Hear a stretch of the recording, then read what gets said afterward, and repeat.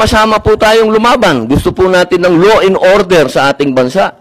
Pero pagdating po sa kaduluduluhan, alam niyo po, General Torre, congratulations, nakadalawang medalya na po kayo. Pero alam niyo po, sir, nalulungkot po ako dahil yung katapangan po ninyo, sir, medyo nakalulungkot po. Bakit? Napakatanda na po ni former President, sir.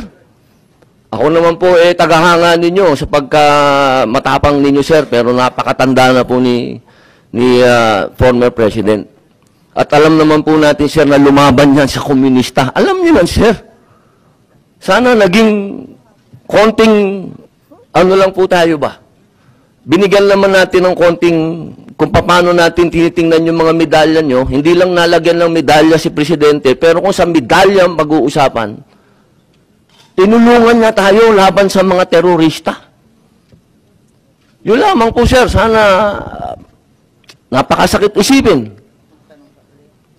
Ito pong bagay na ito, parang pati itong ambassador natin. Ano po ba talaga ang... ito po ba talagang operation para may aalis dito ang ating dating Pangulo? Kanino po ba? Kasi kami, pinupuwersa kami lahat ng mga supporter ni Digong. Nai-contempt po kayo. Pero hindi po namin ginagawa. Sapagkat ang order, walang order sa amin na ipakontempt kayo.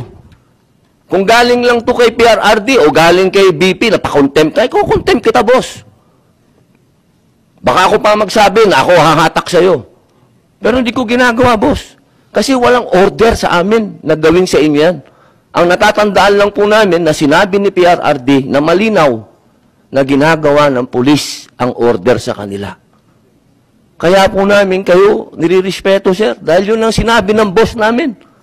Yun ang sinabi ng chairman ng PDP. Na ginagawa lang ng pulis ang trabaho nila.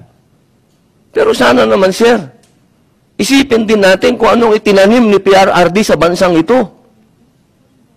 Nilabanan natin ng komunista.